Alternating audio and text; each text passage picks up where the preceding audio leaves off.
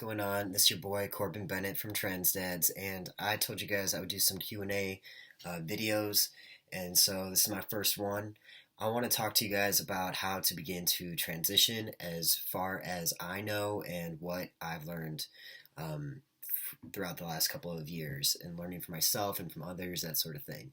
So basically, there are two big factors that go into deciding how you're going to start medically transitioning. One is going to be your age, because that's going to determine a couple of steps that you have to do. And then two is going to be what your access to like insurance and healthcare is like. And then if you don't have insurance coverage, it's going to be, do you have the proper funds to go and to start transitioning medically? So let me talk to you first about being under 18. So being under 18, you will need parental consent in order to start therapy. So you're going to have to come out to your parents or your guardian and tell them that you want to transition and that the steps involving that, and ask them to seek out a doctor for you. In almost every state that I can think of, you do need to get a letter from a therapist in order to start transitioning. A couple of scenarios where I've heard you didn't, especially for under 18, was transitioning medically through like a children's memorial hospital type of thing. I have a friend who went through their process there, and they didn't have to. So yeah, so you got to figure that out first for yourself, by what state you live in. But you will need to go see a therapist most likely. How many sessions it takes, I can't tell you. What I can say is I usually hear that it takes between 2 and 8 sessions, but that's going to vary by age, circumstance, your mental health, how that doctor feels about you transitioning, and where you're at in life, that sort of thing. I do recommend that you do your research on the type of all your options for doctors in your area.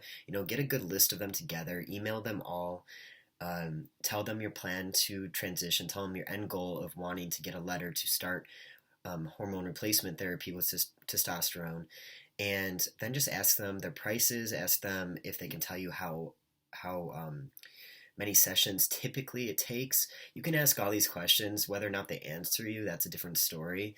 But at least they'll give you an idea for what they're looking for and how much money it'd be.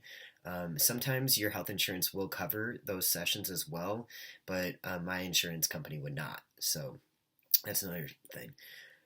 Your second option for getting your letter for therapy is going to be an online session. Now, a lot of times this is only available for people who are over the age of 18, but you can look up names online. I would do a lot of research on reviews and such of what people's experiences with these doctors were like. I personally went through a doctor who was local, but I couldn't go to their office, and we did a Skype session. It took me less than like 30 minutes before my therapist told me, yeah, this is right for you. You seem like you have level head. You think you've thought everything through, and I'm going to give you your letter. It cost me $200, and I was in and out, and then began. Well, that was for top surgery, but it would have been the same, I'm guessing, for hormone replacement therapy. So I know that is an option as well. Now, the third option is if you have an LGBT clinic in your area, I would call them first, or I would look online and see what kind of services they offer. In Chicago, we have a Howard Brown Center, and there's a medical center that's affiliated with that. And when you go there, if you're over the age of 18, you can do something called an informed consent program. And basically, you go there, they tell you all the stuff that's going to happen when you transition. They give you a nice big pamphlet on all the risks involved, the changes that happen, how quickly they happen, what the testosterone will do to you, that sort of thing. They do a wellness check, and then they do blood work, and then they send you home for a week. So they make you sit on it. They want you to read that pamphlet over. They want to make sure that you're ready and that that's the decision you want. And then if your blood work comes back fine and you still want to start transitioning, then they give you testosterone a week later. So that's a really awesome thing. That's how I got my prescription, and I think it's an amazing thing that they do for the community, and it's completely level-headed. So I think that each city should offer that, and I hopefully in the future that will be an option for people. So let's say that that's not an option, or you're under 18 and you get your letter for hormone replacement therapy. Now you're going to want to go find a doctor. So a couple ways that you can do this.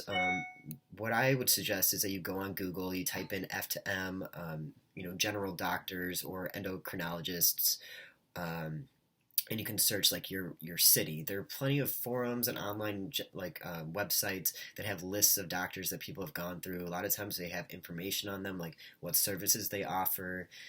People sometimes have reviews on these people, or say, this was a great doctor to go to. It took me X amount of visits and for me to get my prescription, that sort of thing. Or you can go to if you have like a family doctor, there you could contact them and ask them if they could prescribe testosterone to you and that you have your letter, or you could email doctors in your area and ask them if that's a service they provide. That's kind of like the longer route, so I suggest checking the forums first. So yeah, you go to the doctor, and once you have that letter and you're ready to go and your blood work comes back fine, they should prescribe you testosterone. And after that, you just do your routine checkups as often as the doctor wants you to, or continue to do your blood work, so make sure your levels are in the right spot. And yeah, you do that for the rest of your life. So I hope this helps some of you out.